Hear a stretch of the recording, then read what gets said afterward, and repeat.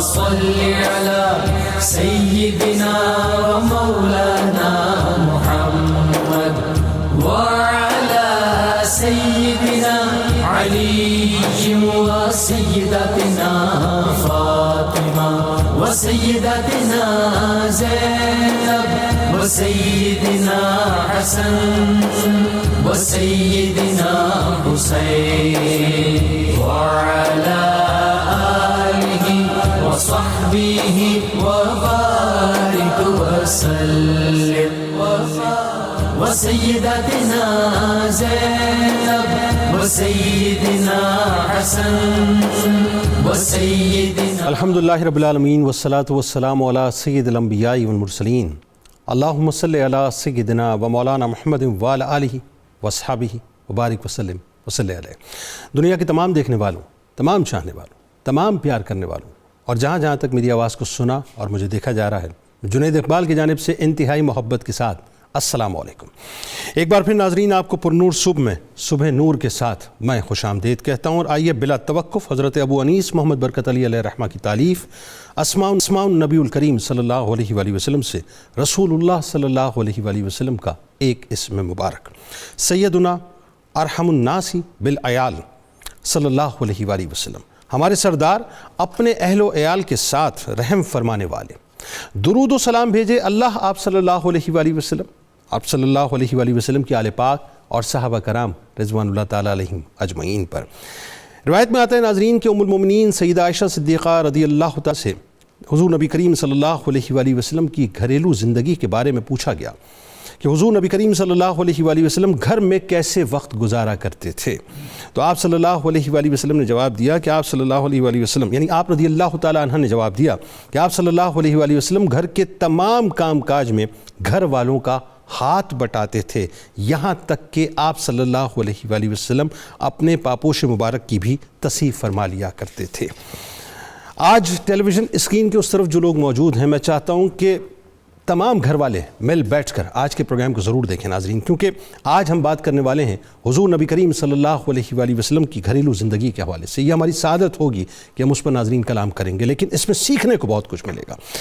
معاملہ یہ ناظرین کہ جلوت میں تو سبھی بظاہر پارسائی کا دم بھرتے ہیں، اصل حقیقت تو دراصل خلوت میں سامنے آتی ہے، اور خلوت کے سب سے بڑے گواہ یا تو ظاہر انسان کے رشتہ دار ہوتے ہیں، اس کے گھر والے ہوتے ہیں، یا پھر اس کی بیوی ہوا کرتی ہے۔ شہنشاہ دو جہاں صلی اللہ علیہ وآلہ وسلم کی ذات اقدس ناظرین گھر کی چار دیواری سے باہر مختلف مناصب عالیہ پر فائز تھی۔ گھر سے باہر آپ امام بھی تھے تو امیر جہاد بھی تھے، قاضی بھی تھے تو کمانڈر بھی تھے، امانت دار تاجر بھی تھے تو فقید المثال مبلغ بھی تھے، لشکر جرار کے سپہ سالار بھی تھے تو شیب ابی طالب کے بے کس و مظلوم قیدی بھی تھے ناظرین، رحم دل فاتح بھی تھے تو کریم النفس جرنیل بھی تھے، مایہ ناز منتظم بھی تھے تو قصیر المشاغل حکمران بھی تھے، بے مثال معلم بھی تھے تو عدیم النظیر مقنن بھی تھے، حوصلہ مند عابد بھی تھے ناظرین تو مشاورت پسند قائد بھی تھے، اولو العزم متوکل بھی تھے تو مظہر اخلاق پیشوا بھی تھے۔ ان تمام مناصب عالیہ کے باوجود ناظرین نبی کریم صلی اللہ علیہ وآلہ وسلم کی چار دیواری میں ایک انتہائی شاندار، متوازن، مثالی اور خوش مزاج شوہر کی حیثیت سے ہمیں پوری زندگی نظر آتی ہے۔ گھر میں موجودگی کے دوران آپ ازواج مطہرات کے شانہ بشانہ گھر کے معمولی کاموں میں حصہ لے لیا کرتے تھے۔ اب ذہن میں رہے ناظرین، یعنی منصب کیا ہے، مقام کیا ہے، اب جو باتیں میں آپ کو بتانے والا ہوں وہ بالکل عقل سے ماورا نظر آتی ہیں، لیکن ایسا ہے جیسا میں عرض کر رہا ہوں، بلکہ اس سے بہت زیادہ ہے ناظرین کہ انسانی عقل حیران ہوتی ہے کہ دنیا کی سب سے معمور الاوقات اور مبارک ہستی جن سے بڑھ کر مصروفیات کا تصور ممکن ہی نہیں ہے ناظرین، یعنی ان سے زیادہ کوئی مصروف تھا ہی نہیں، وہ گھر میں ایک ایک لمحے کو اہل خانہ کے لیے خوشگوار اور یادگار بنا دیا کرتے تھے، اور ازواج مطہرات قطرہ قطرہ آپ کی محبت آپ سے کشید کیا کرتی تھی۔ نبی کریم صلی اللہ علیہ وآلہ وسلم نے 11 نکاح فرمائے اور بیک وقت 9 ازواج مطہرات آپ صلی اللہ علیہ وآلہ وسلم کے ساتھ تھی۔ ناظرین یہ جو حجرہ مبارک تھے نا، یہ بھی کمال بات ہے کہ یہ بالکل ترتیب کے ساتھ تھے، اور وہ کاشانہ نبوت صلی اللہ علیہ وآلہ وسلم جن کی مثال رہتی دنیا تک ناظرین دی جاتی رہے گی، اس میں ہماری مائیں رہا کرتی تھیں۔ آپ صلی اللہ علیہ وآلہ وسلم کا معمول تھا کہ جب مدینے میں ہوتے تو عصر کی نماز کے بعد تمام ازواج کے پاس جاتے اور ہر ایک کی ضروریات معلوم کرتے اور اس کی تکمیل فرمایا کرتے تھے۔ یہ عام بات نہیں کر رہا ناظرین، بڑی خاص باتیں ہیں یہ۔ ازواج کے مابین باری باری جو ہے وہ آپ جایا کرتے تھے۔ اور ایک اور معاملہ تھا کہ ازواج کے مابین باری متعین ہوتی تھی، گو کہ آپ صلی اللہ علیہ وآلہ وسلم پر اس کی پابندی شرعاً لازم نہیں تھی، لیکن آپ صلی اللہ علیہ وآلہ وسلم خود ہی پوری سختی کے ساتھ اس کا اہتمام فرمایا کرتے تھے۔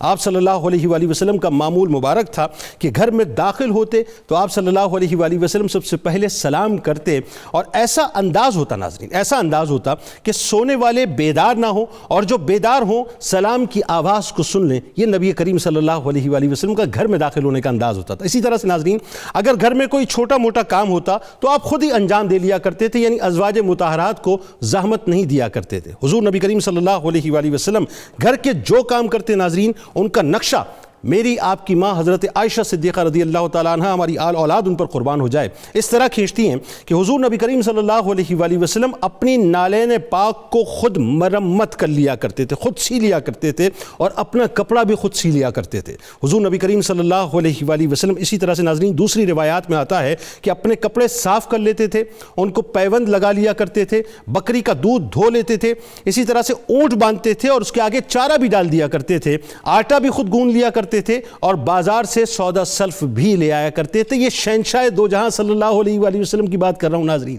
کسی عام انسان کی نہیں، جن کے لیے اللہ تعالیٰ نے کائنات کو خلق کیا ہے۔ مزید یہ بیان کیا جاتا ہے کہ جو ڈول ہوتا تھا ناظرین، اس کی مرمت بھی کر لیتے تھے، اور خادم اگر آٹا پیستے وقت تھک جاتا تھا، یعنی جو خدام آپ کے ساتھ موجود ہوتے تھے، آپ ان کی مدد بھی فرما لیا کرتے تھے، اور بازار سے سامان اٹھا کر لانے میں شرم محسوس نہیں کرتے تھے، یعنی گھر کے تمام کام جو ہیں وہ اپنے ہاتھوں سے انجام دیتے تھے، اور چھوٹی چھوٹی خوشیاں ازواج کے ساتھ اس طرح بانٹ لیتے تھے کہ بس کیا ہی کہنا کہ وہ پرمسرت ہو جایا کرتی تھی۔ بس آخری جملہ ادا کر رہا ہوں ناظرین، ایک روایت میں کہ حضرت انس بن مالک رضی اللہ تعالیٰ عنہ فرماتے ہیں کہ حضور نبی کریم صلی اللہ علیہ وآلہ وسلم نے زندگی بھر کسی عورت پر، کسی بچے پر اور کسی خادم پر کوئی ہاتھ نہیں اٹھایا، کبھی ہاتھ نہیں اٹھایا، اور گھر کے کام کاج کو کوئی نقصان اگر ہو جاتا تو آپ اس میں شکوہ نہیں کرتے تھے، اس پہ ڈانٹتے نہیں تھے۔ بس آخری جملہ کہ 10 برس آپ کی رفاقت رہی، یعنی آپ نے خدامی کی، عالم یہ تھا کہ سرکار مدینہ صلی اللہ علیہ وآلہ وسلم نے کبھی اف تک نہیں کہا۔ یہ نہیں ہوا کہ کوئی کام انہوں نے کر لیا تو سرکار علیہ السلام نے یہ پوچھا ہو کہ کیوں کیا، اور نہیں کیا تو یہ نہیں پوچھا کہ آپ نے کیوں نہیں کیا۔ یہ گھریلو زندگی ہے سرکار مدینہ صلی اللہ علیہ وآلہ وسلم کی ناظرین، جو رہتی دنیا تک ایک روشن مثال ہے۔ آئیے آج اسی موضوع پر گفتگو کریں گے۔ 3 ممتاز شخصیات وقت ہمارے ساتھ پینل میں موجود ہیں۔ پہلی شخصیت محترم جناب ڈاکٹر طاہر حمید تنولی صاحب، دوسری شخصیت محترم جناب ڈاکٹر سعید احمد سعیدی صاحب، اور تیسری شخصیت محترم جناب پروفیسر بشارت صدیق ہزاروی صاحب۔ آپ تینوں کو خوش آمدید کہتا ہوں۔ السلام علیکم۔ جی وعلیکم السلام۔ مزاج گرامی؟ جی الحمدللہ، ماشاء اللہ۔ اچھا جی، آغاز کرتے ہیں تنولی صاحب آپ سے کہ گھریلو زندگی سے ایک تو کیا مراد ہے، ذرا یہ لوگوں کو بتائیے، اور دوسرا قرآن پاک میں اللہ تعالیٰ گھریلو زندگی کے حوالے سے ہماری کیا رہنمائی فرماتا ہے؟ بسم اللہ الرحمن الرحیم۔ جی ماشاءاللہ، آپ نے گھریلو زندگی کیا ہے اس کا بڑا حصہ تو آپ نے ماشاءاللہ جی بہت شکریہ روشنی ڈالی ہے۔ دیکھیں، گھریلو زندگی کو جب ہم دیکھتے ہیں تو اس میں پہلی بات تو یہ ہے کہ آپ کے اپنے معمولات کیا ہیں، اور دوسری بات یہ ہے کہ اہل خانہ کے ساتھ آپ کا تعلق کیسا ہے۔ یہ دونوں جو ڈائمینشنز ہیں، یہ جب اکٹھی ہوتی ہیں تو اس سے گھریلو زندگی بنتی ہے۔ اور ہم دیکھتے ہیں کہ حضور اقدس صلی اللہ علیہ وسلم کی جو گھریلو زندگی ہے، آپ کے اپنے معمولات اور اہل خانہ کے ساتھ، اہل خاندان کے ساتھ جو تعلقات ہیں، وہ ہر لحاظ سے اس نمونے کامل پہ ہیں جو اللہ رب العزت نے وحی کے ذریعے سے، قرآن مجید کے ذریعے سے اہل ایمان کو سکھائے۔ وجہ یہ ہے کہ جب قرآن مجید اتر رہا تھا تو اس کا پہلا آئیڈیل تو آپ صلی اللہ علیہ وسلم نے پیش کرنا تھا، تاکہ ان رہتی دنیا تک یہ بات اسٹیبلش ہو جائے کہ جو چیزیں قرآن مجید میں نازل ہوئی ہیں یہ قابل عمل ہیں۔ اور یہ اس لیے قرآن مجید نے یہ ضابطہ دیا کہ لقد کان لکم فی رسول اللہ اسوۃ حسنہ، سبحان اللہ، کہ نمونہ کامل حضور کی ذات ہے، اور آپ صلی اللہ علیہ وسلم نے اس کو اسٹیبلش کر کے دیا، باوجود اس کے کہ آپ کا سٹیٹس دنیا کے اندر، اس سوسائٹی کے اندر کتنا بلند تھا۔ آپ ایک ریاست کو آپ نے بنیاد بخشی، ایک نئی ریاست قائم کی، اور اس کا ہر بڑا منصب آپ ہی کی ذات سے شروع ہوتا تھا، لیکن اس سارے مناصب کا اثر یا اس کا کوئی آپ کو جھلک یا اس کا کوئی دبدبہ وہ آپ کو گھریلو زندگی کے اوپر غالب آتا ہوا نظر نہیں آتا۔ یعنی گھریلو زندگی کے اندر آپ نے جس طرح سے وقت گزارا وہ بالکل اس طرح جس طرح ایک عام آدمی کو ایک آئیڈیل چاہیے زندگی گزارنے کے لیے۔ اچھا، قرآن مجید میں جب ہم دیکھتے ہیں تو قرآن مجید نے ایک خاندان کو بنانے کے لیے جو ضروری تقاضے ان کو بیان کیا ہے۔ جی دیکھیں، خاندان شروع ہوتا ہے شوہر اور بیوی سے، جی، اور اس کے بعد پھر بقیہ رشتے جڑتے چلے جاتے ہیں۔ یہ ذرا بتائیے لوگوں کو۔ جڑتے چلے جاتے ہیں۔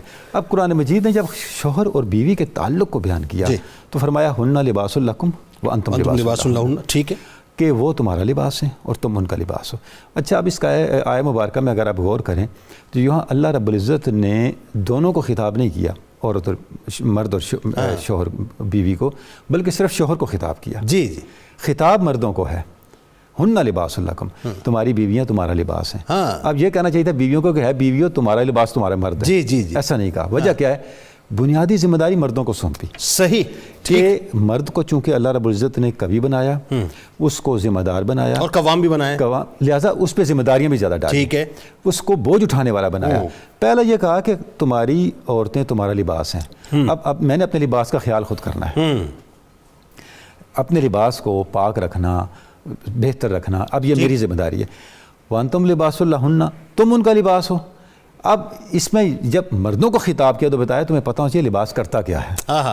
یعنی دونوں صورتوں میں بنیادی کردار مردوں نے ادا کرنا ہے کہ انہوں نے گھر کو بنانا ہے اور خواتین کی ذمہ داریوں کو اٹھا کے چلنا ہے۔ اچھا، جب آپ اس کو دیکھتے ہیں تو ہم دیکھتے ہیں کہ آپ صلی اللہ علیہ وسلم اس حوالے سے اس بلند تر مقام پہ کھڑے ہیں کہ کوئی تصور بھی نہیں کر سکتا۔ اللہ اکبر، یعنی جیسے آپ نے فرمایا کہ آپ صلی اللہ علیہ وسلم کی 9 ازواج آپ کے ساتھ تھیں، اور ہر زوجہ محترم، ہر ام المومنین کا ایک اپنی بیک گراؤنڈ تھی، ایسا ہی ایک خاندانی پس منظر تھا، الگ مزاج تھا، ان کی الگ ٹینڈنسیز تھیں۔ ان سب چیزوں کے اندر رہتے ہوئے ان سب تقاضوں کو پورا کرنا بلا شبہ یہ ایک امر محال ہے۔ بالکل ٹھیک۔ اچھا، اس میں آپ دیکھیں ایک بات سیدی صاحب، اس میں ایک تو تھوڑا میں چاہتا ہوں آپ بھی اسی ریلیونسی میں ذرا بات کو آگے بڑھائیے، لیکن ساتھ ساتھ وہ جیسا کہ میاں اور بیوی کا حوالہ دیا لباس کا، کہ لباس جو ہے وہ اگر تنگ ڈھانپتا ہے تو لباس ایکسپوز بھی کر دیا کرتا ہے، اور لباس یہ جو زیبائش کے بھی کام آتا ہے، جو آرائش کے بھی کام آتا ہے، وہ حسین بھی بنا دیا کرتا ہے، اور لباس یہ جو عیبوں کو چھپایا بھی کرتا ہے۔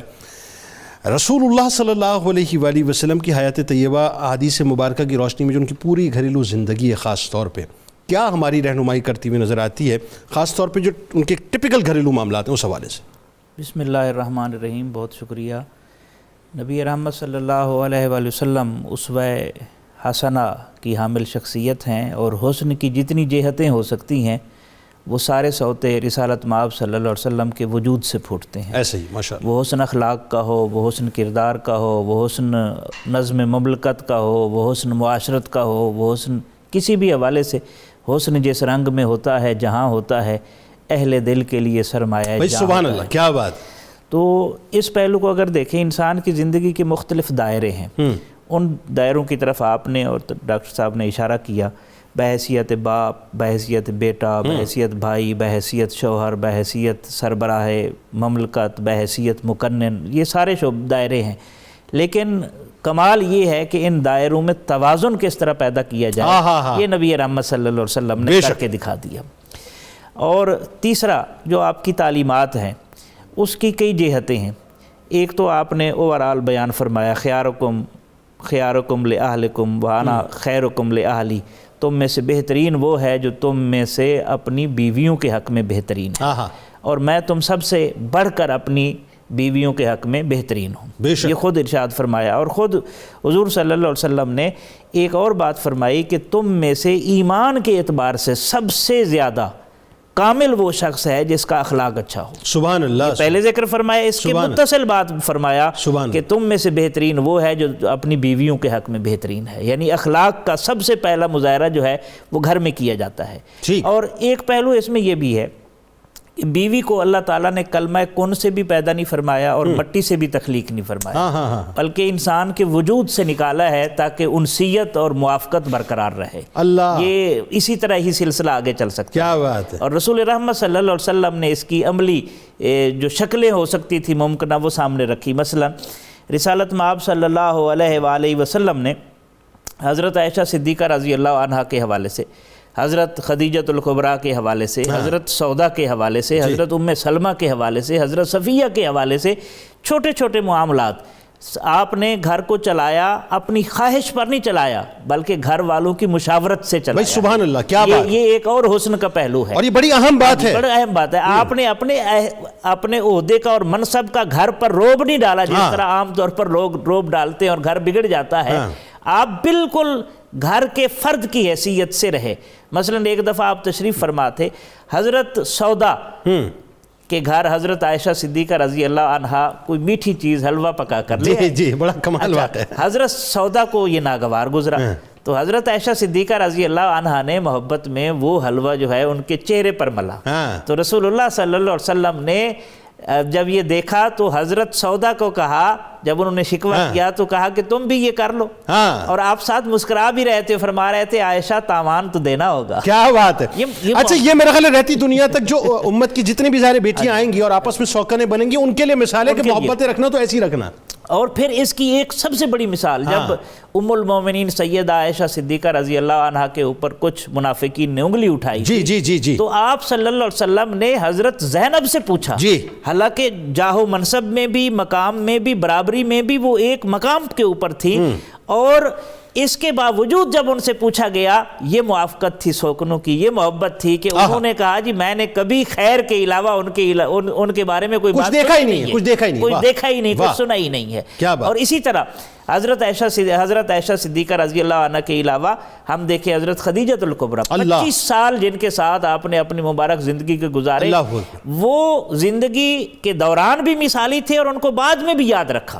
اور ملکہ عرب جو ہے وہ ان کا وصال بھی شیب ابی طالب میں جو محصوری تھی ان تکالیف کے بعد ہوا ہے، اور اس سال کو عام الحزن قرار دیا ہے. تو اس سے اندازہ لگایا جا سکتا ہے نبی رحمت صلی اللہ علیہ وسلم نے جو گھر کے ماحول کو برقرار رکھا تھا وہ مشاورت سے چلا کر دکھایا کہ اس میں روب نہیں ڈالنا، یہ چوائس سے نہیں چلے گا، یہ رعایت سے چلے گا. بالکل ٹھیک. اچھا اس پہ گفتگو کرتے ہیں. ظاہر ہے چونکہ بحیثیت شوہر آپ کا کردار، بحیثیت سربراہ گھر کے، اس پہ مزید ہم کلام کرنا چاہیں گے، لیکن میں اس سے پہلے چاہتا ہوں تاکہ اس موضوع کو تھوڑا سا ہم ٹچ کر لیں کہ نبی کریم صلی اللہ علیہ وآلہ وسلم کی مبارک گھریلو زندگی کے حوالے سے بحیثیت بیٹا، بحیثیت بھائی، جو آپ کا ایک تعلق تھا اپنے رشتہ داروں کے ساتھ، وہ کیا تھا؟ بسم اللہ الرحمن الرحیم والصلاة والسلام علی سید الانبیاء والمرسلین. حضور صلی اللہ علیہ وسلم کی جو حیات طیبہ ہے اس کے حوالے سے یہ نبی علیہ السلام کی ذات کا ایک اعجازی پہلو ہے کہ آپ کی زندگی کا کوئی گوشہ ایسا نہیں جو تحقیق طلب ہو. آپ کی زندگی کا ہر گوشہ وہ عوام الناس کے سامنے ہے، بحیثیت باپ، بحیثیت بیٹا، بحیثیت بھائی، تمام زندگی کے جتنے گوشے ہیں وہ ہمارے سامنے ہیں.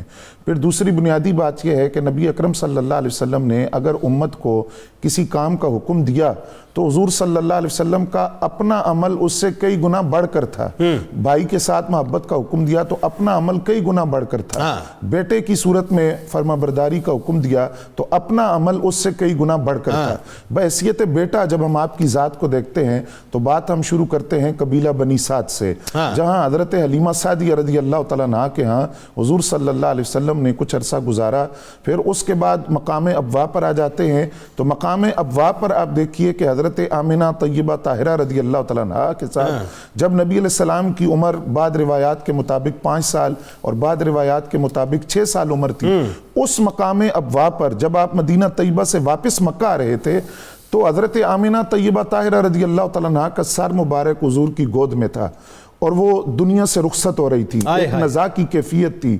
اس صورتحال کے اندر جو الفاظ حضرت آمنہ طیبہ طاہرہ رضی اللہ تعالیٰ عنہا نے فرمائے وہ بڑے قابل توجہ ہیں. جب سرکار کی چشمان مقدس میں آنسو تھے اور حضرت آمنہ طیبہ طاہرہ رضی اللہ تعالیٰ عنہا نے اپنے بیٹے کو مخاطب کر کے فرمایا کہ اے میرے بیٹے، دنیا میں ہر نئی چیز نے پرانا ہونا ہے، ہر جوان نے بوڑھا ہونا ہے. مجھ سے پہلے بھی کئی آئے اور دنیا سے چلے گئے، اب میں بھی دنیا سے جا رہی ہوں، لیکن اس اطمینان کے ساتھ جا رہی ہوں کہ میں نے اتنا طیب اور طاہر بیٹا کائنات کو دیا ہے کہ جب تک میرے اس بیٹے کا ذکر ہوتا رہے گا، اس کی ماں کا ذکر ہوتا رہے گا. یہ ایک بڑا لطیف اشارہ تھا اس بات کی طرف کہ ماں باپ جب بیٹے کی تربیت کرتے ہیں، بیٹا فرما بردار ہوتا ہے، اولاد فرما بردار ہوتی ہے تو وہ بیٹا خود تو قابل مثال ہوتا ہے، لیکن اس بیٹے کی وجہ سے لوگ اس کے ماں باپ کو بھی یاد رکھتے ہیں، اس کے ماں باپ کی تعریف کرتے ہیں. پھر اسی مقام پر جو تیسری شخصیت آپ کے ساتھ تھی وہ حضرت ام ایمن رضی اللہ عنہا تھی، اور ان کے بارے میں حضرت آمنہ طیبہ طاہرہ رضی اللہ تعالیٰ عنہا نے یہ وصیت فرمائی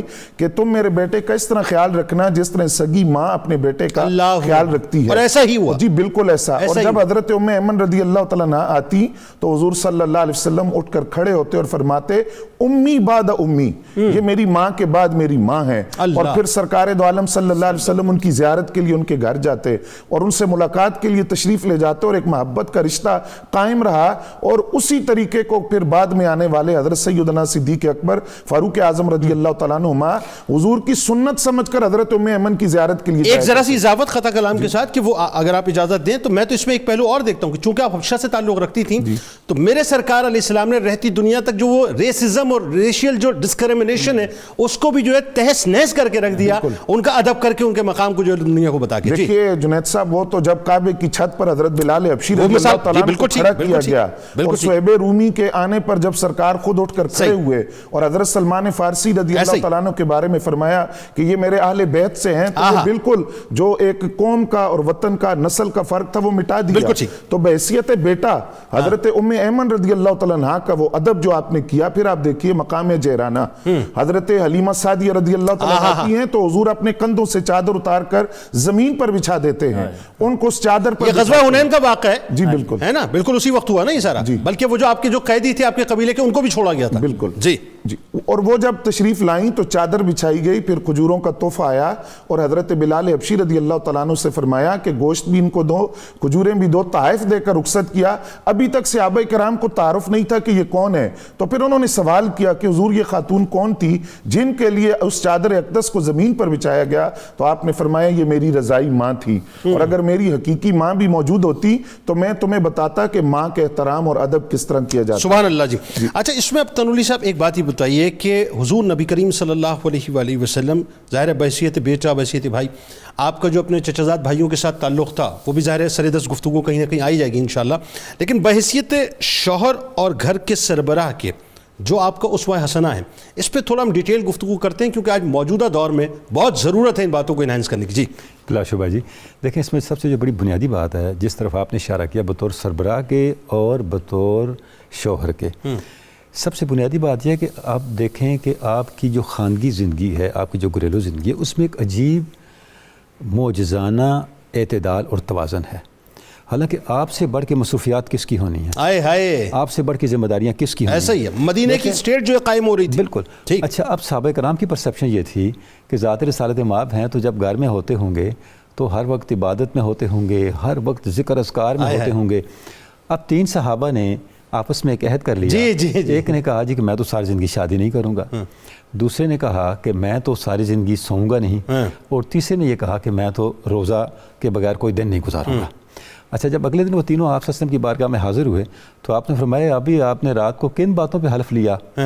تو انہوں نے یہ بتایا تو فرمایا نہیں, انا اخوفکم باللہ و اتقاکم بہ, میں تم سب سے زیادہ اللہ سے ڈرنے والا ہوں اور تم سب سے زیادہ تقوی کو اختیار کرنے والا ہوں. اچھا, اس میں یہ بھی ہوا میں ذمہ داریوں کو نہیں چھوڑتا, میں ان ذمہ داریوں کو نہیں چھوڑتا, میں ان کو ساتھ لے کے چل رہا ہوں. آپ یہ جو تمہارا حلف اٹھانا یہ درست نہیں ہے. ہاں, بلکہ اس میں قطع کلام کی معذرت یہ ہوا تھا نا کہ حضرت عبداللہ ابن عمر رضی اللہ تعالیٰ عنہما بھی تھے اور 2 صحابہ اور تھے, تو باقاعدہ ازواج کے پاس ان کی بارگاہوں میں جا کر پردے سے جو ہے باقاعدہ پہلے پوچھا کرتے تھے کہ معمولات, پھر اس میں انہوں نے فیصلہ کیا تھا. اور حضرت عبداللہ ابن عمر جو ہیں وہ تو جا کے پوچھتے تھے کہ کس طرح آپ صلی اللہ علیہ وسلم کے معاملات تھے. تو آپ صلی اللہ علیہ وسلم نے اپنے اوقات کار کو اس طرح تقسیم کر رکھا تھا کہ آپ کے اہل خانہ نظر انداز نہ ہوں. اب یہ بڑا بنیادی ہمارے لیے نقطہ ہے کہ ہم اس چیز کو نظر انداز نہ کریں کہ ہماری جو ڈے ٹو ڈے مصروفیات ہیں, ہماری پروفیشنل رسپانسبلٹیز ہیں, بقیہ رسپانسبلٹیز ہیں, اس میں کہیں اہل خانہ بہت ہی زیادہ پس منظر میں نہ چلے جائیں. جی جی جی. تو آپ صلی اللہ علیہ وسلم نے اپنے اوقات کار کو کا ایک حصہ اہل خانہ کے لیے رکھا ہوا تھا, ایک حصہ جو تھا وہ باہر کے معاملات کے لیے رکھا ہوا تھا, ایک حصہ اللہ کی عبادت کے لیے رکھا ہوا تھا. اب یہ جو ایک بیلنس ہے اپنی مصروفیات کے اندر, جہاں پہ آپ نے اپنے اہل خانہ کو پراپرلی اکوموڈیٹ کرنا ہے, یہاں سے آپ کی جو گھریلو زندگی ہے اس کی خوشگواری کا آغاز ہوتا ہے. جی جی. اس کے بعد جو آپ کے رویے ہیں, یعنی ازواج کے ساتھ جو آپ کا رویہ ہے, ہر زوجہ محترمہ کو اس کے مزاج کے مطابق ان کی ساری باتوں کو اس طرح سے ڈیل کرنا. آپ دیکھیں سیدہ صفیہ رضی اللہ تعالیٰ عنہ ام المومنین, آپ بڑے اعلیٰ گھرانے سے تھے, آپ کے کھانے پکانے کے معمولات بہت ہی معیاری تھے. آپ نے ایک مرتبہ کھانا بنایا تو وہ کھانا آپ کے بارگاہ میں بھی بھیجا, آپ سیدہ عائشہ کے حجرہ اقدس میں تھے.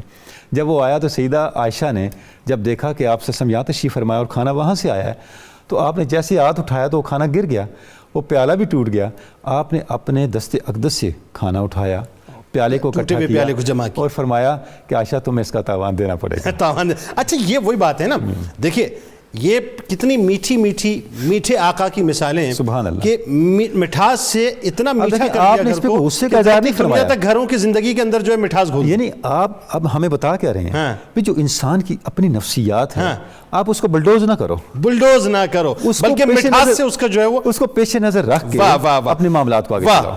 ٹائم مینجمنٹ کی ناظرین آج دنیا ریسرچ کر رہی ہے کہ ٹائم مینجمنٹ میں کیا کام کیا جائے کہ جی وقت جو ہے وہ ہمارے ہاتھوں میں آ جائے۔ وہاں سرکار مدینہ صلی اللہ علیہ وآلہ وسلم 1450 برس پہلے بتلا گئے کہ ٹائم مینجمنٹ کو اگر سمجھنا ہے تو پھر در مصطفیٰ صلی اللہ علیہ وآلہ وسلم پہ آنا ہوگا۔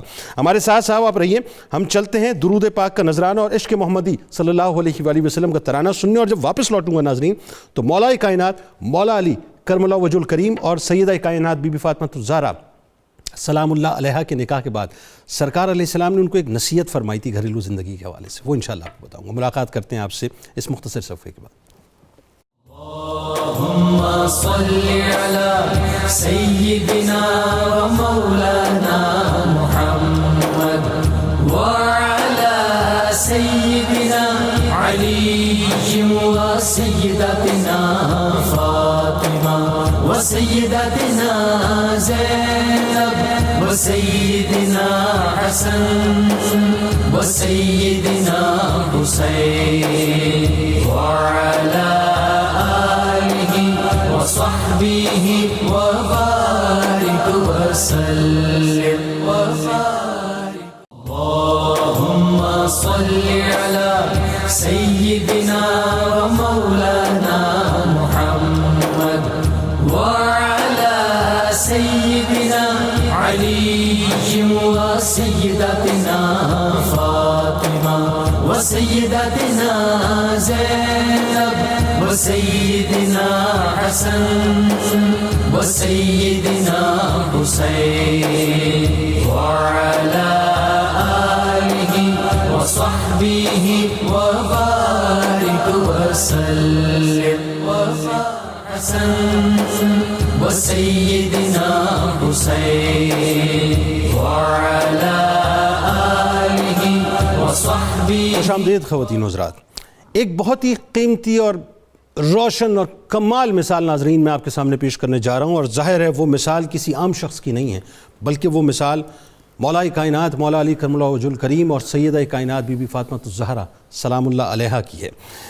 ناظرین کرام، جب آپ کی ظاہر ازدواجی زندگی شروع ہو گئی، اب وہ ایک ایسی مثال ہے، بہت توجہ سے سنیے گا، خاص طور پہ جو مرد حضرات وہاں بیٹھے ہیں اور جو خواتین بیٹھی ہیں وہ خاص طور پہ جو ہے توجہ سے سنیے گا کہ امام جعفر صادق علیہ السلام سے روایت ہے کہ جب مولا کائنات مولا علی کرم اللہ وجہ الکریم اور سیدہ کائنات بی بی فاطمہ الزہرا سلام اللہ علیہا کا نکاح ہو گیا، اور ظاہر ہے اس کے بعد ان کی ازدواجی زندگی کا جو ہے وہ آغاز ہو گیا، تو ایک دن ہوا یہ ناظرین کہ دونوں ہستیاں، اچھا ہوتا یہ تھا کہ دونوں ہستیاں جب بھی کوئی معاملہ ہوتا تو سرکار مدینہ صلی اللہ علیہ وآلہ وسلم کی بارگاہ اقدس میں آتی، تو سرکار مدینہ صلی اللہ علیہ وآلہ وسلم کی خدمت اقدس میں تشریف لائیں، دونوں ہستیاں آ گئیں، اور گھریلو امور کے حوالے سے ذمہ داریوں کی جو تقسیم بندی تھی اس کے بارے میں ایک فیصلہ کرنا تھا، اس کا تقاضا آپ نے کیا، تو رسالت مآب صلی اللہ علیہ وآلہ وسلم نے فیصلہ کیا کہ گھر کے جو اندرونی کام ہیں، یعنی جتنے بھی گھر کے اندر کے کام ہوں گے وہ سیدہ فاطمہ الزہرا سلام اللہ علیہا کیا کریں گی، اور گھر کے جتنے بھی کام ہیں یعنی خارجی کام جتنے بھی ہیں وہ مولا کائنات مولا علی کرم اللہ وجہ الکریم بجا لائیں گے۔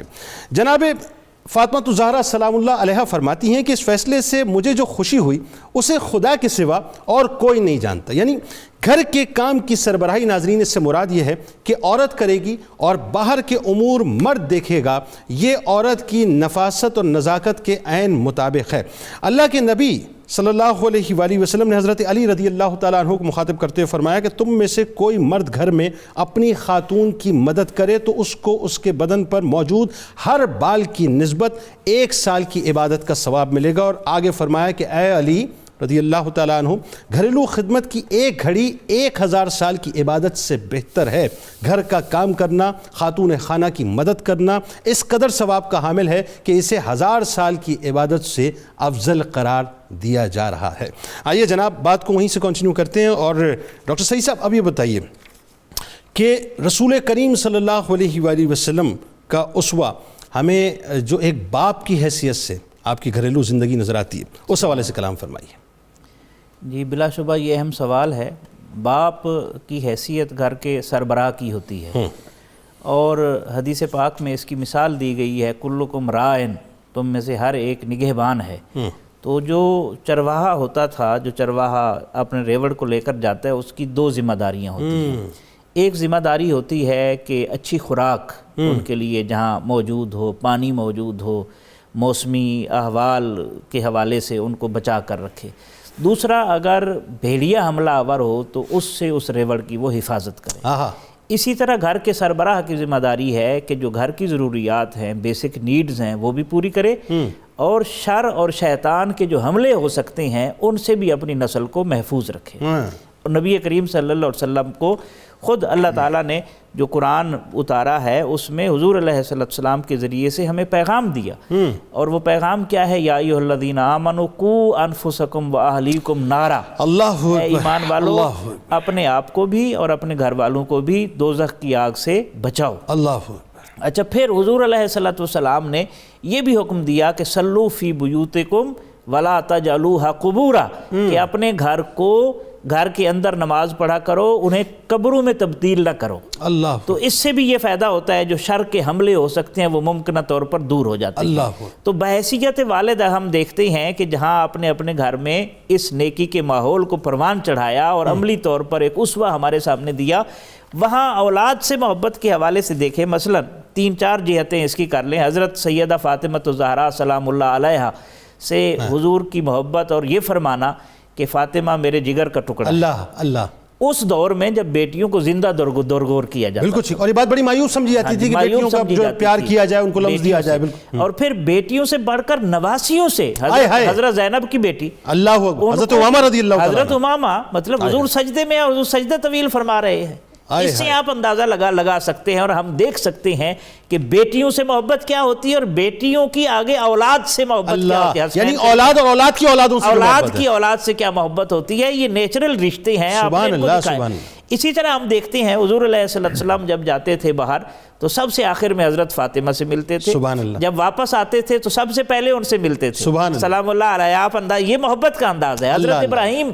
حضرت ابراہیم رضی اللہ عنہ کا جب وصال ہوا تو آپ کی چشمان مبارک سے آنسو جاری ہو گئے۔ اللہ اللہ اللہ۔ اور آپ نے فرمایا انا بفراقک یا ابراہیم لمحزونون، ہم آپ کی جدائی میں بے قرار ہیں، حزن میں مبتلا ہیں۔ اللہ اللہ۔ اسی طرح حضرت زینب کی جب ایک اولاد ان کی روح پرواز کر رہی تھی، آپ کی گود میں رکھا گیا تو آپ کی آنکھوں سے آنسو جاری ہو گئے۔ پھر صرف اپنی بیٹیوں کی نہیں، اپنی اولاد کی نہیں، مجھے یاد آتا ہے کہ جب بنو مستلق کے قبیلے کی سردار کی بیٹی جناب جویریہ جو بعد میں ام المؤمنین بنی، جس طرح وہ آئیں اور عرض کی حضور میں نے ان سے طے کر لیا ہے کہ وہ زر مکاتبت میں اس کو دوں گی، مجھے آزاد کر دیں گے، آپ میری ہیلپ کریں۔ اللہ اللہ۔ تو آپ نے اس کا احترام کیا کیا، اسے فرمایا کہ میں تجھے اس سے بہتر آپشن نہ دوں۔ تو وہ نکاح کی پیشکش کی، اور وہ خواب آلریڈی دیکھ چکی تھی، وہ کسی کی بیٹی تھی نا، بالکل عزت بخشی۔ پھر اس سے بڑی مثال جب حاتم طائی کی بیٹی آئی، کیا مثال ہے جی، واہ۔ حاتم طائی کی بیٹی آئی تھی اور پاؤں میں زنجیریں اور سر پر کپڑا نہیں تھا، نبی رحمت صلی اللہ علیہ وسلم سراپا رحمت بن کر اٹھے اور اپنی چادر جو ہے ان کے سر پر ڈالی، اور یہ پیغام دیا کہ یہ جو بیٹیاں ہوتی ہیں یہ سب کی سانجی ہوتی ہیں، اور ان کی عزت اور ان کی آبرو، اس سے اندازہ لگایا جا سکتا ہے بحیثیت والد۔ اور پھر بحیثیت والد میں یہ شفقت صرف اپنی اولاد تک محدود نہیں تھی، حالانکہ اللہ تعالیٰ نے کیا فرمایا، وَلَٰكِن رسول اللہ ہے وَخَاتَمَ النَّبِيِّينَ۔ باپ کی محبت تو اپنی اولاد تک محدود ہوتی ہے، لیکن رسول کی محبت جو ہے رحمت وہ ساری امت میں پھیلی ایسا ہی، بالکل ایسا ہے۔ لیکن اس کے باوجود رحمت للعالمین ہونے کے باوجود جو گھر والا پہلو ہے اس وہ نمایاں بھی ہے اور ہمارے لیے سبق آموز بھی۔ اچھا، اس میں وہی بات ہے ڈاکٹر بشارت صاحب، ایک بات یہ فرمائیے آپ کہ اس میں بنیادی طور پر ہمارے یہاں جو کانسیپٹ ہے وہ یہ ہے کہ صاحب، جیسا کہ ابتدا میں ڈاکٹر تنویر صاحب نے ایک بات فرمائی تھی، اور میں چاہتا ہوں کہ آپ اس پہ ذرا سا کلام فرمائیے کہ ہمارے یہاں ہوتا یہ ہے صاحب کہ ہم نے کوئی اگر بزنس شروع کر دیا، کوئی کام شروع کر دیا، کوئی جاب شروع کر دی، میری بہت زیادہ مصروفیات ہیں جی، میں بہت زیادہ انگیج ہوں، ٹائم مینیج نہیں کر پا رہا۔ رسول اللہ صلی اللہ علیہ وآلہ وسلم جتنے اعلیٰ و عرفہ، دنیا کا اس سے بڑا مشن ہو نہیں سکتا، دنیا کی اس سے بڑی ہستی نہیں ہو سکتی، اور دنیا کا اس سے بڑا کام نہیں ہو سکتا جو سرکار مدینہ صلی اللہ علیہ وآلہ وسلم کے کاندھے مبارک پر تھا۔ مدینے کی اسٹیٹ بن رہی ہے، جہاد بھی ہو رہا ہے، سب کچھ ہو رہا ہے، لیکن کہیں بھی ایک لمحہ جو ہے غافل نہیں ہے گھریلو زندگی سے. ایون ایک سسر کی حیثیت سے دیکھیے نا آپ کے کردار کیا نظر آتا ہے، ذرا پلیز. جی جنید صاحب دیکھیں، جب حضور صلی اللہ علیہ وسلم کی حیات طیبہ کو ہم دیکھتے ہیں تو مصروفیت ہے، وفود آ رہے ہیں، ملاقات ہو رہی ہے جیسا کہ آپ نے ذکر کیا، لیکن اس کے باوجود نبی اکرم صلی اللہ علیہ وسلم کے جو خانگی معاملات ہیں اور امور خانہ داری کے اندر جو آپ کی شرکت ہے، اس سے ریلیٹڈ ایک بات میں یہ عرض کروں کہ ایک تو ہے مسئلہ گھر کے اندر کا اور ان امور کے اندر شرکت کا. اس کے علاوہ حدیث کے اندر یہ 2 مثالیں میں عرض کرتا ہوں. حضرت حباب رضی اللہ تعالیٰ عنہ غزوے میں کسی سریہ میں شرکت کے لیے گئے. ان کے گھر کے اندر جانور تھے اور جو خواتین تھیں ان کو دودھ دھونا نہیں آتا. ہاں ٹھیک. تو ان حضور صلی اللہ علیہ وسلم خود کئی دن وہاں تشریف لے جاتے رہے اور جانور کا دودھ دھو کر وہاں دے کر آتے رہے. دوسری مثال کہ ایک عرابی تھے، نماز کا وقت ہو چکا ہے اور صحابہ کرام انتظار میں ہیں، حضور صلی اللہ علیہ وسلم کی خدمت میں حاضر ہوئے وہ عرابی اور انہوں نے آ کر عرض کیا یا رسول اللہ صلی اللہ علیہ وسلم یہ میرا کام ہے، پہلے اس کو کر دیجئے.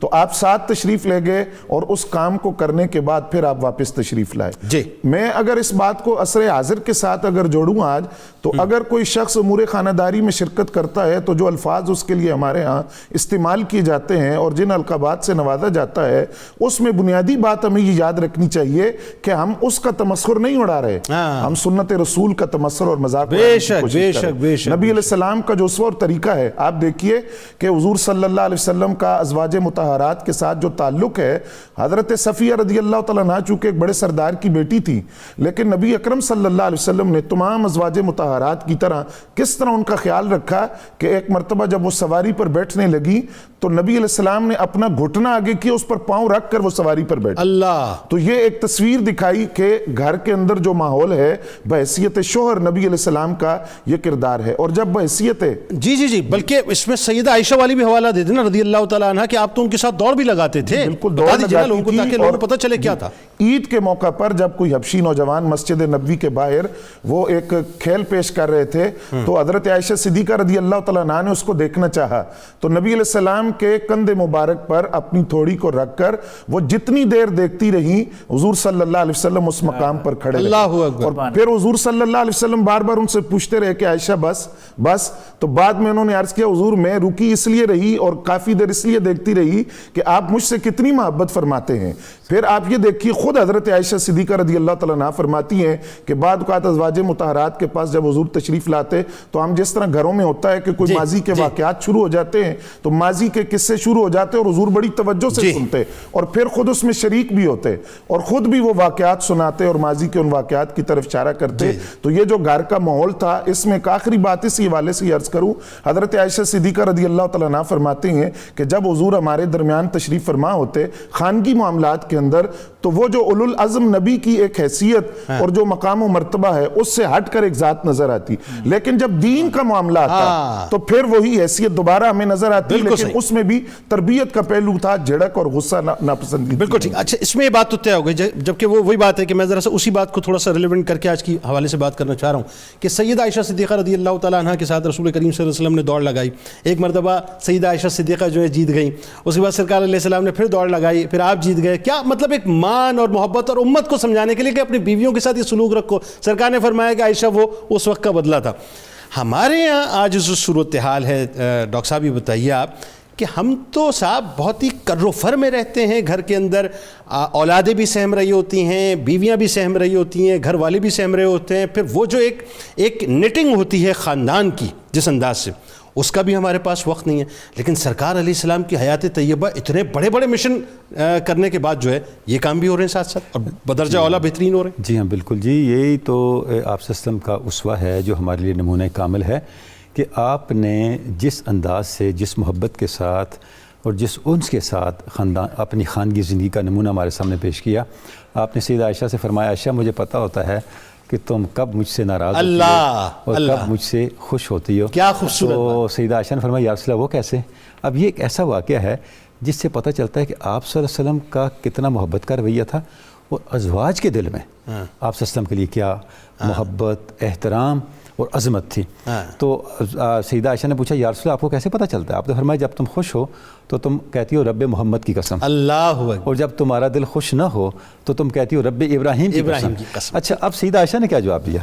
یا رسول اللہ اگر میں ایسا بھی کہوں تو میرا دل آپ کی محبت سے بھرا ہی ہوتا ہے. کیا بات، اللہ اللہ. اب یہ جو پہلو ہیں جنید صاحب، بڑی بنیادی بات یہ ہے کہ جب ہم قرآن مجید کو دیکھتے ہیں اور سیرت کو دیکھتے ہیں تو یہ جو معاملات ہیں ان کا ڈائریکٹ تعلق ہماری پوری زندگی کے نتائج کے ساتھ ہیں. بالکل ایسے. اب دیکھیں قرآن مجید کے اندر جو سب سے بڑا وصف اہل ایمان کا بیان کیا گیا وہ تقویٰ ہے. تقویٰ کا وہ پہلو، یہ حیران کن بات ہے، جس میں بہت زیادہ برکات زندگی میں آتی ہیں، وہ پہلو وہ صرف اور صرف خاوند اور بیوی کے تعلق سے متعلق ہے. ہاں یہ حیران کن بات ہے. بالکل. میں اس کی مثال آپ کو قرآن مجید سے یوں دینا چاہوں گا. اگر آپ سورہ طلاق کو دیکھیں، طلاق ایک ایسا عمل ہے جی جس کو اللہ رب العزت نے حلال چیزوں میں سے سب سے زیادہ ناپسند فرمایا. This is the last and ultimate option. ٹھیک، یعنی جب کوئی راستہ نہ بچے.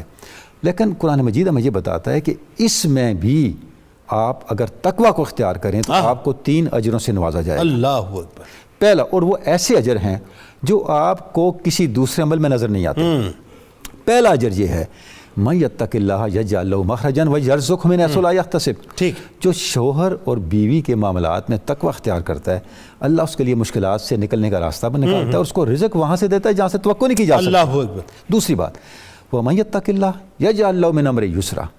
جو ان معاملات میں تقویٰ اختیار کرتا ہے اللہ اس کی مشکل کو آسانی سے بدل دیتا ہے. کیا بات ہے، سبحان اور اللہ. تیسری بات وَمَن يَتَّقِ اللَّهَ يُكَفِّرْ عَنْهُ سَيِّئَاتِهِ وَيُعْظِمْ لَهُ أَجْرًا.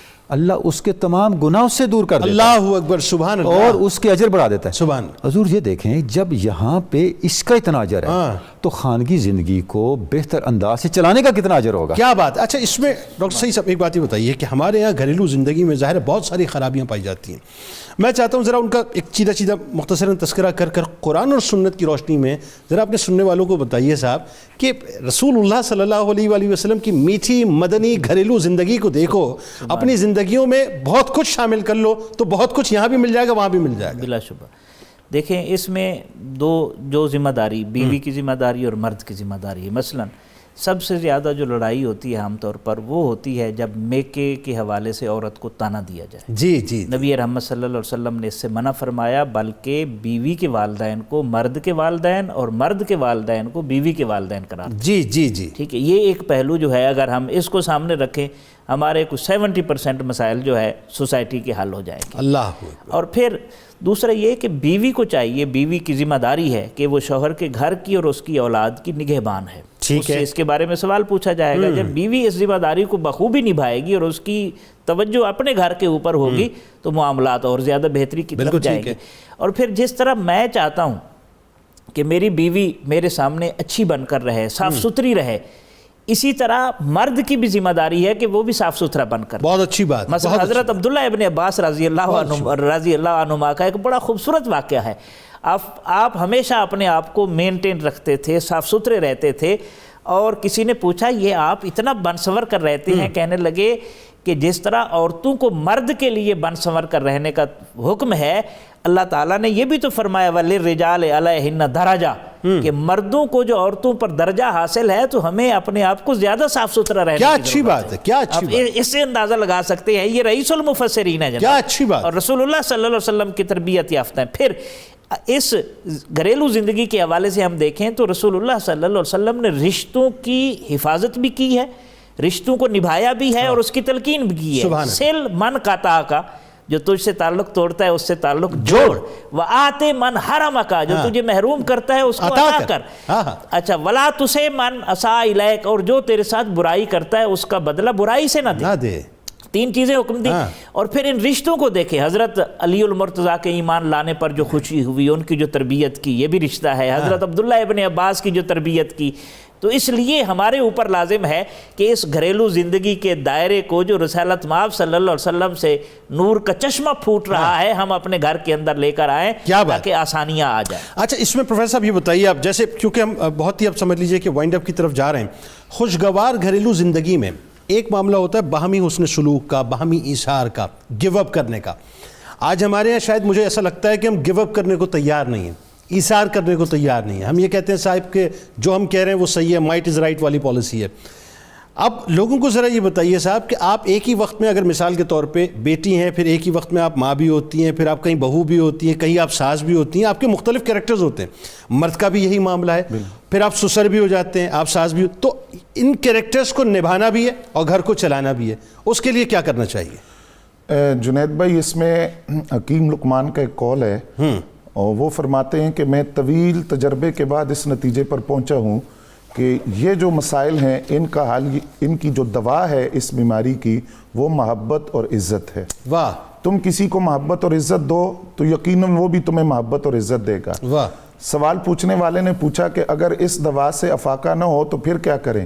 تو انہوں نے کہا دوا کی مقدار بڑھا دو. بھائی کیا بات ہے, اس کی مقدار بڑھا دو, دونوں کو فائدہ ہوگا اس یعنی سے. ہر صورت میں یہی دوا ہوگی. بالکل. دیکھیے الجزاء الاحسان الا الاحسان, نیکی کا بدلہ نیکی کے علاوہ کیا ہو سکتا ہے. پھر اس میں جو بنیادی بات ہمیں سمجھنی چاہیے کہ مرد اپنی قوامیت کا جو دائرہ کار ہے اس دائرہ کار کو سمجھنے کی کوشش کرے اور اس سے باہر نہ نکلے, اس کو عورت پر مسلط نہ کرے, اور عورت بھی اس کو اپنے اوپر جبر تصور کرنے کی بجائے مرد کے اس دائرہ کار کی تحسین کرے. تو یہ جو قوامیت کا مفہوم ہے اس کو سمجھنا چاہیے اور عورت کو بھی اس دائرہ کار کی تحسین کرنی چاہیے, تو یہ جو معاملات ہیں یہ حل ہو جائیں گے. تیسری بات اس میں یہ عرض کروں گا کہ آپ دیکھیے کہ گھریلو معاملات کے وہ پہلو جو آج ہمارے لیے جس میں ہم شرم اور حیا محسوس کرتے ہیں, نبی اکرم صلی اللہ علیہ وسلم حضرت عائشہ صدیقہ طیبہ طاہرہ رضی اللہ تعالیٰ عنہا کو حمیرہ کہہ کر مخاطب کرتے تھے, پیار سے حمیرہ کہتے, اور بعض روایت کے اندر ہے عائش کا لفظ بولتے آپ کے لیے. ٹھیک. اور ان الفاظ کے ساتھ ایک محبت کا پہلو, اور پھر مشاورت کے اندر ان کو شامل کیا. جی جی جی. جب پہلی وحی کا نزول ہوا تو پھر آپ دیکھیے کہ حضرت خدیجہ الکبریٰ رضی اللہ تعالیٰ عنہا نے کیا مشورہ دیا کہ ورقہ بن نوفل کے پاس چلتے ہیں. تو نبی علیہ السلام نے اس مشورے کو قبول کیا. پھر حدیبیہ کے مقام پر حضرت ام سلمہ رضی اللہ تعالیٰ عنہا نے مشورہ دیا کہ سرکار جب آپ ان کو حکم فرما رہے ہیں کہ احرام کھول دو, خلع کرواؤ اور جانوروں کی قربانی کرو, تو حضور پہلے آپ یہ عمل کریں, آپ کی اتباع میں صحابہ کرام احرام کھول دیں گے, اور آپ نے اس مشورے کو قبول کیا. تو یہ تیسری. اور چوتھی بات جو میں عرض کرنا چاہتا ہوں کہ وہ جو ڈاکٹر تنولی صاحب نے اشارہ کیا عبادت کے حوالے سے, نبی علیہ السلام کی عبادت کا معمول کیا تھا؟ یعنی رات ہے نا, رات کے اندر نصف رات آپ پہلے آرام فرماتے, اس کے بعد جو تھا تہائی حصہ وہ عبادت کرتے, اور اس کے بعد پھر سدس چھٹا حصہ وہ پھر آرام فرماتے. یعنی اگر 6 گھنٹے کی رات ہے تو 3 گھنٹے آرام فرماتے, 2 گھنٹے عبادت کرتے, پھر 1 گھنٹہ آرام فرماتے, پھر آرام فرماتے. تو یہ امت کو تعلیم دی کہ میں نبی ہوں اور میرا تقوی اس مقابلے کا کوئی تقوی نہیں ہو سکتا, لیکن میرے گھریلو معاملات یہ ہیں تو ان گھریلو معاملات کے اندر اتباع بھی کرنی چاہیے اور پیروی بھی کرنی چاہیے. اور جب ہم شوہر اور بیوی کی بات کرتے ہیں تو حضرت غوث اعظم شیخ عبد القادر جیلانی رحمۃ اللہ علیہ کا قول ہے کہ اللہ اور اس کے رسول کے ہاں بہترین شوہر وہ ہے جو بیوی کی نظر میں بہترین ہے, اور بہترین بیوی وہ ہے جو شوہر کی نظر میں بہترین ہے.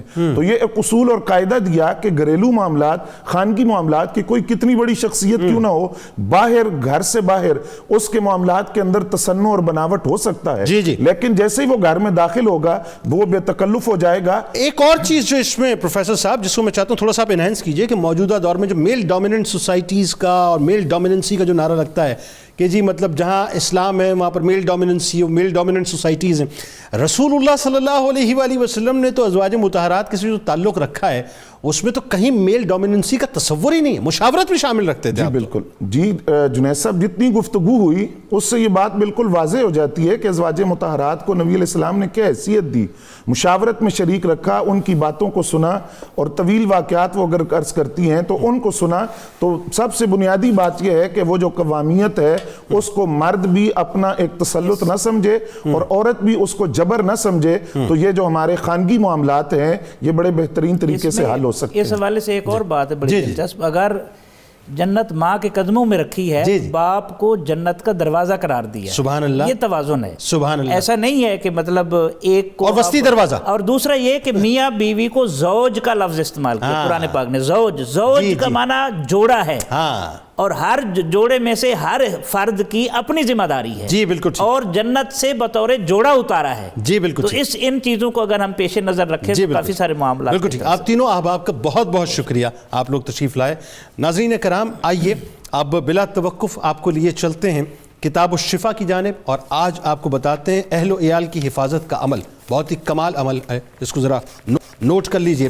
جو شخص سفر پر رونے لگے تو سب گھر والوں کو ایک جگہ جمع کر کے اللہ تبارک و تعالیٰ کا اسم مبارک یا رقیب 7 بار پڑھ کر سب پر دم کرے تو اللہ تبارک و تعالیٰ سب کی حفاظت فرمائے گا انشاءاللہ۔ حضرت علی کرم اللہ وجہ الکریم کا قول مبارک ہے کہ بہت عجیب ہے وہ شخص جو اللہ تعالیٰ سے بخشش کی امید رکھتا ہے، بہت عجیب ہے وہ شخص جو اللہ تعالیٰ سے بخشش کی امید تو رکھتا ہے لیکن اپنے ماتحتوں اور اپنے چھوٹوں پر رحم نہیں کرتا اور اپنے اہل و عیال کے ساتھ رحم والا معاملہ نہیں کرتا۔ روزنامہ 92 نیوز میں آج آپ نبی کریم صلی اللہ علیہ وآلہ وسلم کی مبارک گھریلو زندگی کے حوالے سے مضمون پڑھ سکتے ہیں، ضرور پڑھیے گا تاکہ بہت کچھ آپ کو انشاءاللہ سیکھنے کو ملے گا۔